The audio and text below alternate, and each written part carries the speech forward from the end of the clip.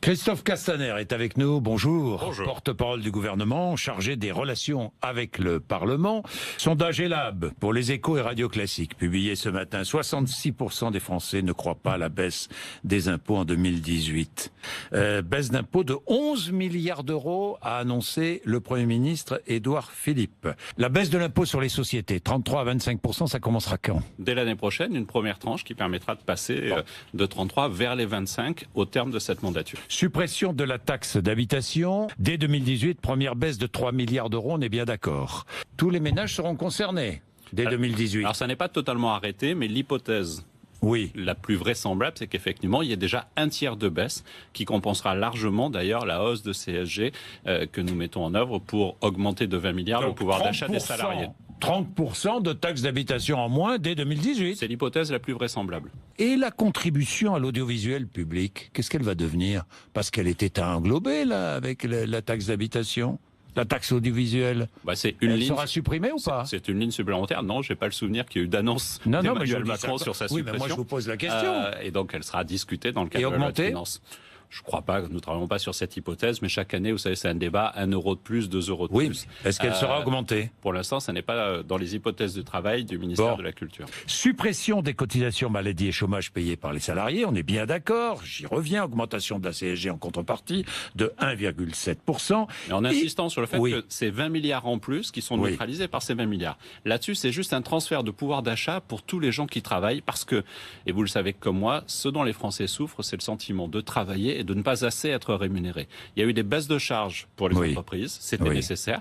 Il faut maintenant avoir des baisses de charges fortes pour les salariés pour augmenter leur pouvoir d'achat. Est-ce qu'il est juste de faire payer les retraités aux revenus supérieurs à 1 200 € par mois?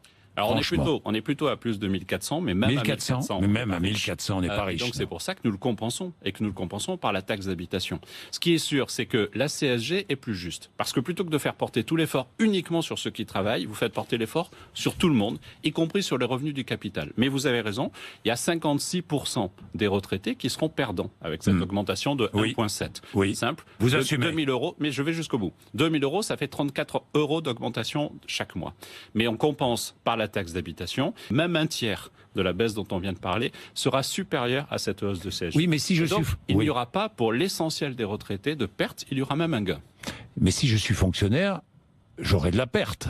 Non, parce que là, Gérald Darmanin, le ministre, s'est engagé. Il y a une négociation sur ces sujets-là qui sera engagée en septembre pour avoir une neutralisation de cette perte. C'est-à-dire compensation alors pour les fonctionnaires. Oui, neutralisation de l'augmentation ou compensation. Comment sous forme de primes ou comment? Alors j'ai échangé ce matin avec Gérald Darmanin qui est en charge de cela pour neutraliser cette augmentation parce qu'évidemment il n'est pas question qu'il y ait une perte de pouvoir d'achat pour les fonctionnaires. Même chose pour les indépendants. Mais à toutes ces baisses d'impôts, il va falloir les compenser. Il va falloir les compenser par des baisses de dépenses publiques. Il va falloir que tous les ministères contribuent à la baisse de la dépense publique. La défiscalisation des heures supplémentaires.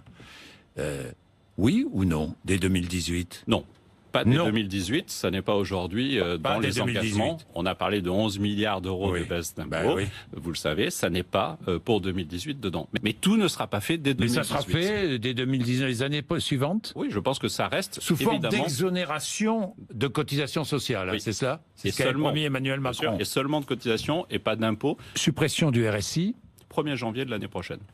Rattachement au régime général de la sécurité sociale. Bien sûr. Les indépendants vont aussi avoir une augmentation de la CSG, donc il nous faudra travailler justement au moment de la suppression du RSI sur la neutralisation, parce qu'il n'y a pas de raison que les indépendants... Ça veut dire que les cotisations payées par les commerçants, les artisans, les indépendants sera moindre que ce qu'ils payaient jusque-là à travers le RSI? La volonté de neutraliser cette augmentation de CSG. Ça veut dire que les cotisations seront en baisse. Nous prendrons en compte cela, évidemment. Réforme de l'ISF dès 2018, on est bien d'accord. Flat tax sur l'épargne aussi, 30% dès 2018. Ça aussi, ce sont des mesures qui sont confirmées. Emmanuel Macron... tiendra-t-il sa promesse? Le tiers payant généralisé entrera-t-il en vigueur le 1er décembre? Oui, nous travaillons sur cela. Il y a une hésitation. Vous me posez la question parce qu'il y a une hésitation. Est-ce qu'il entrera généralisé en vigueur le 1er décembre? Obligatoire. C'est notre objectif de le garantir. Après, c'est un peu compliqué avec les professionnels de santé qui s'en inquiètent. Et on peut comprendre qu'ils s'en inquiètent. Donc, il faut leur garantir que ça se fera sans qu'ils perdent de l'argent et sans que ça consomme trop de temps. Le tiers payant généralisé entrera en vigueur obligatoirement le 1er décembre. Pour tout le monde, c'est notre objectif et de faire en sorte que ça se passe le mieux possible.